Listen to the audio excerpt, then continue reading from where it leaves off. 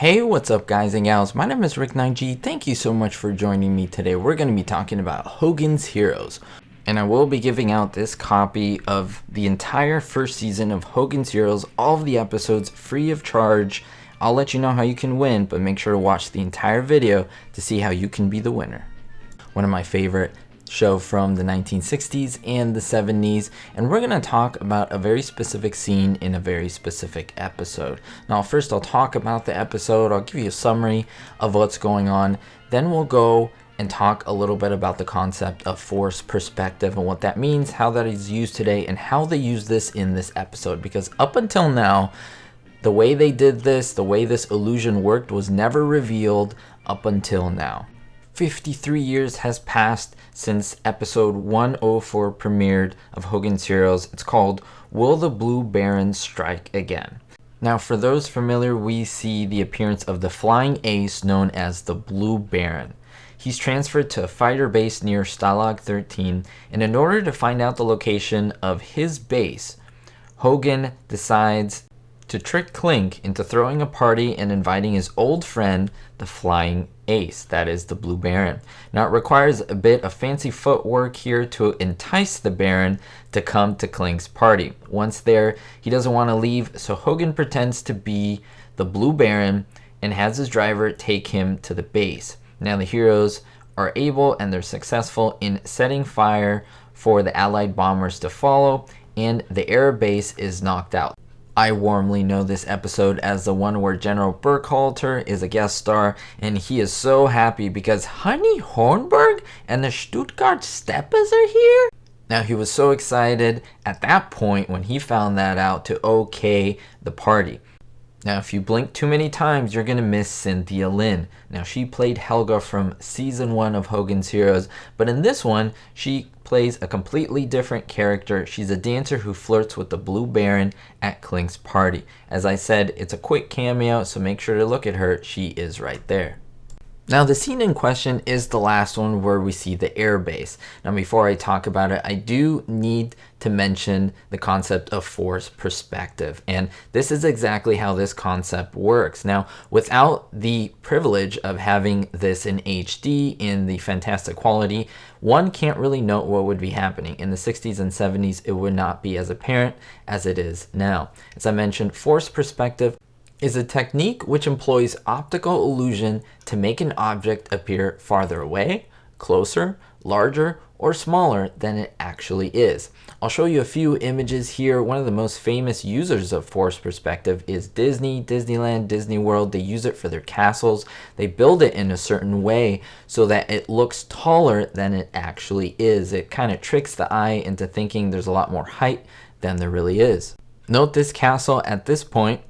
And then when we change from this image to this one, you can see the man behind it where he's working construction. Look at the windows, how tiny they are compared to him. Obviously, everything is smaller, but because of the distance and you're looking up at that castle, it looks a lot bigger and a lot farther than it actually is. That's forced perspective in action.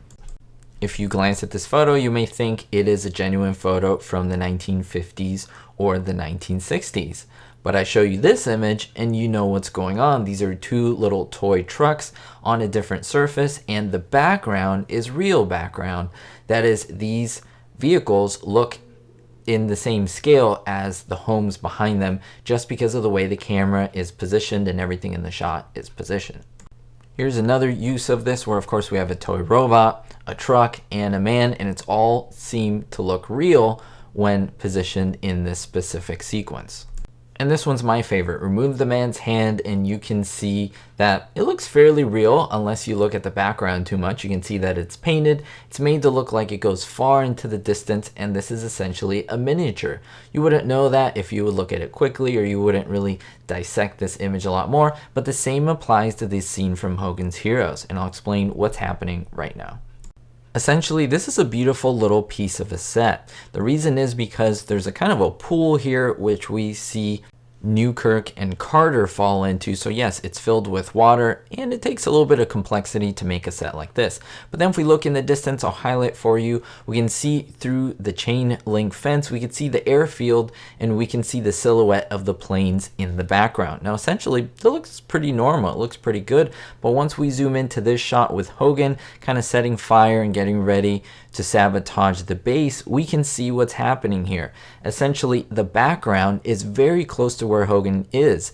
It isn't miles and miles away, that is the airfield. These are small, almost cardboard cutouts of these planes, and they're positioned in a place with the lighting where it looks like they're really far away, but essentially the end of the backdrop, that is the end of the stage, is a couple inches away from Hogan's head. It's really clever, it's really awesome, and you can only really see it from this angle. When you move farther back, the illusion is complete, and it seems like you're looking at an airfield down the side of the airport with a clear vantage point miles and miles away. It's really, really cool. It's a wonderful way in which they saved a lot of money, didn't go out on a location to shoot this. And forced perspective is very powerful if done in a correct way, and it's in many shows of this era. Remember, there was no CGI back then, so this is what they reverted to, and if you don't look carefully, you won't notice it. But I pointed it out for you here so you can look at it next time when you watch the episode. Let me know what you think of forced perspective,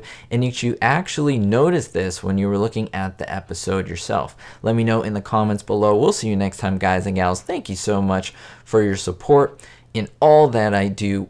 Now, I know all of you want to know how to win the complete series for season 1 DVD set. All you have to do is make sure that you're a subscriber to the channel. So hit that subscribe button. Next, you have to hit the thumbs up button, letting me know that you like the video. That is the like button. And finally, leave a comment down below letting me know what you think about forced perspective. That's the key word you need to use in there, forced perspective. And finally, the top link in the description of this video. Place your contact information there. It's confidential. It's just for me, so that when I pick the winner, I know where I can send the DVD. Thank you so much, guys and gals. As always, we'll see you next time, and don't forget, be hopeful.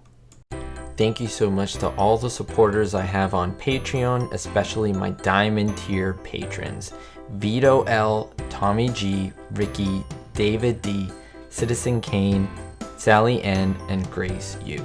If you want to find more exclusive content, visit my Patreon page, links in the description.